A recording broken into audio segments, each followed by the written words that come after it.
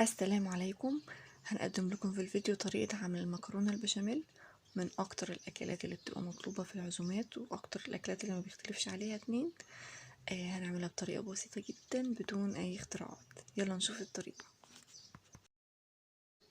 اول حاجة في حلة على النار نحط شوية من الزيت ومعاهم فص مستكة، وهنضيف عليه اما الزيت يسخن نص كيلو من اللحمة المفرومة. هي متلجة شوية، ما نسيبها بس والحلة سخنة في الزيت هتلاقيها فكت على طول زي ما انتم شايفين.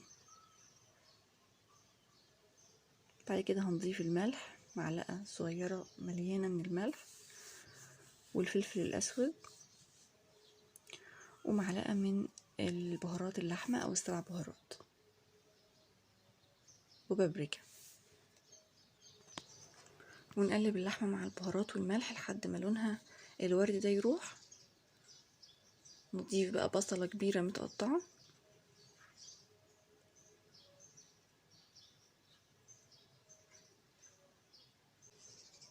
وهنضيف الثوم المهروس معلقة صغيرة،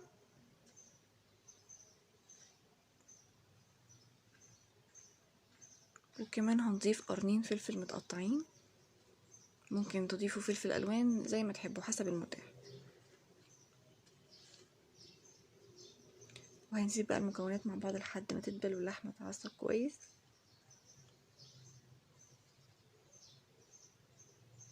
ممكن لحد كده ما نضيفش صلصه، اللي ما بحبش الصلصه معاها او يضيف معلقتين بس احنا عايزينها بالصلصه، فهنضيف 3 كوبايات كبار من عصير الطماطم، وهنسيبهم لحد ما يتسبكوا خالص، وهتلاقي كل حجم الصلصه ده قل واتكثف وبقت تقيله.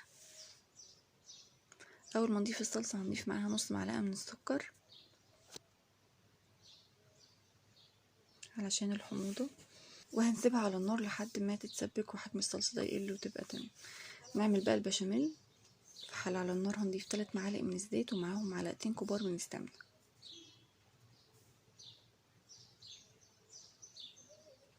واما السمنه تدوب والزيت يسخن ننزل عليهم ب5 معالق من الدقيق، ونقلب الدقيق لحد ما يصفر سنه صغيره وتحس ان ريحته طلعت كده.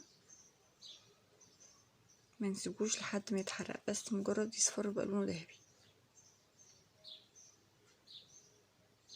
ننزل اللبن شويه شويه ونقلب. هننزل اللبن بالتدريج حبه بحبه ونقلب. هنلاقي العجينه بالمضرب زي ما انتم شايفين ما تكتلتش ولا اي حاجه. وانتوا بقى تقدروا تتحكموا في القوام. عايزين البشاميل التقيل اللبن هيبقى مش كتير قوي. القوام انتوا هتشوفوا بعينيكم وتحكموا. عايزينه تقيل الدرجه بتاعته انتوا اللي هتحكموا عليه. عايزينه تقيل هتقللوا كميه السوائل. عايزينه خفيف هتكتروا كميه السوائل. تتحكموا فيه براحتكم خالص. اهم حاجه تضيفوه بس بالتدريج، هيطلع معاكم مظبوط بدون اي تكتلات، وانتوا بتلفوه بالمضرب زي ما انتوا شايفين كده. نضيف شويه شويه ونقلب.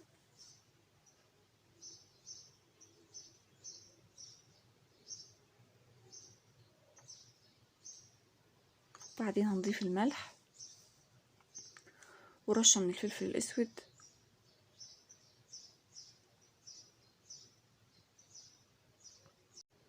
اللبن هنا دافي، هنقلب لحد ما اول يبدأ في الغليان كده. خلاص يبقى البشاميل جاهز. خلاص بدأ في الغليان زي ما انتم شايفين. هنضيف بقى عليه كوباية من الشوربة كانت عندنا وسخناها.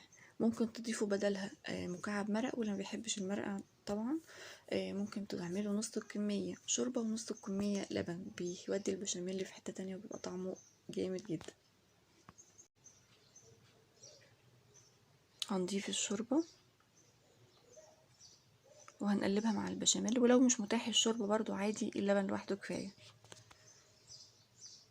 احنا عاملين بشاميل خفيف، لو عايزينه اتقل من كده بنقلل كمية السوائل.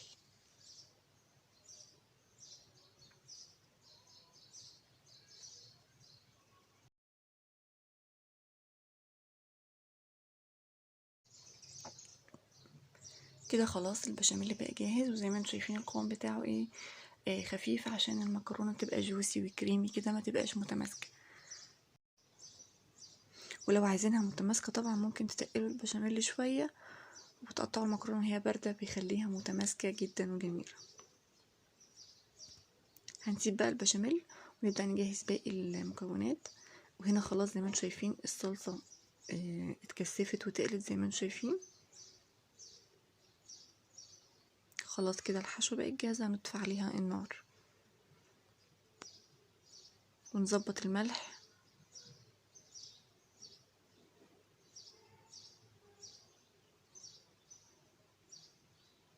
تمام كده. اخر حاجة هنعملها هنسلق المكرونة. نحط حلة على النار فيها مية ومعاها معلقة من الملح، واول ما تبدأ تسخن نضيف المكرونة.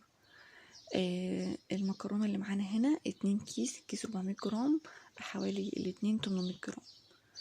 اخر خطوة تعملوها سلق المكرونة بتبقى حلوة جدا، لا بتسيبيها تعجن ولا اي حاجة، بتكوني خلصتي بقى المكونات وعلى الرص على طول، ما بتبقى جميلة جدا، ما بتتعبش خالص. وهنقلبها بس من وقت للتاني. خلاص كده استوت 3/4 سوا، هنصفيها من المية ونبدأ نحضر الصينية. هندهن الصينية بمعلقة من السمنة، بيفرق جدا وما بتلزقش وبتبقى جميلة خالص وانت بتشيليها من الصينية. هندهنها كويس وندهن الجوانب كويس بالسمنة. بعدين نحط في أرضية الصينية شوية من البشاميل، شوية حلوين كده، وبعدين نص المكرونة،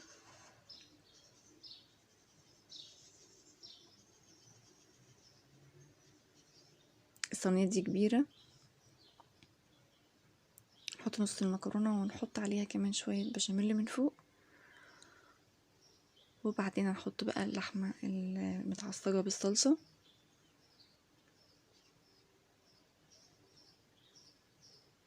ممكن تقلبوا المكرونة مع شوية من البشاميل ومع شوية من الخلطة اللي هي اللحمة المفرومة، بتبقى حلوة برضو. وبعدين هنضيف نص باقي كمية المكرونة،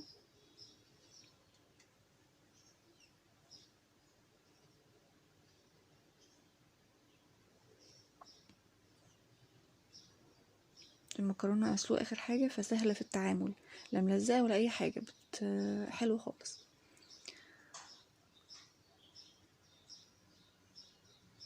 بعدين بقى هنضيف باقي اللحمة المفرومة، احنا حشنا شوية من الحشو، هنضيفها ونقلبها بالراحة كده على الوش مع المكرونة.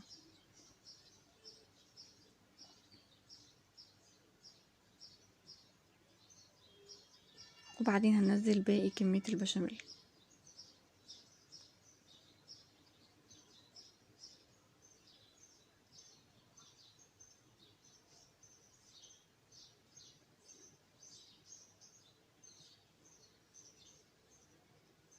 نغطيها بالبشاميل ونمسح الجوانب، الحاجات الزايدة اللي وقعت على الجوانب.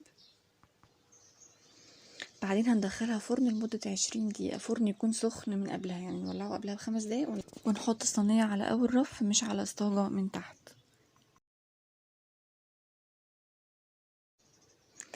بتاخد حوالي 20 دقيقة في الفرن، وقبل ما تطلعوا تفتحوا الشواية تاخد لون من فوق وتطلع معاكم بالشكل ده.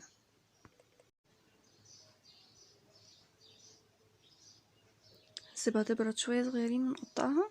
كل ما سبتيها تبرد كل ما بقت متماسكة اكتر، ولو كمان عايزاها تبقى متماسكة اكتر واكتر بتخلي البشاميل بتاعها تقيل شوية. ونقطعها بس هي لسه سخنة برضو شوية.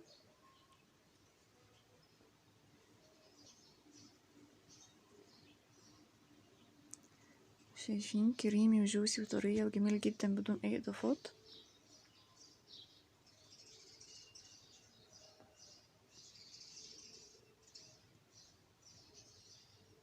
وبألف هنا، جربوها وان شاء الله تعجبكم، واكتبوا لنا رأيكم في التعليقات.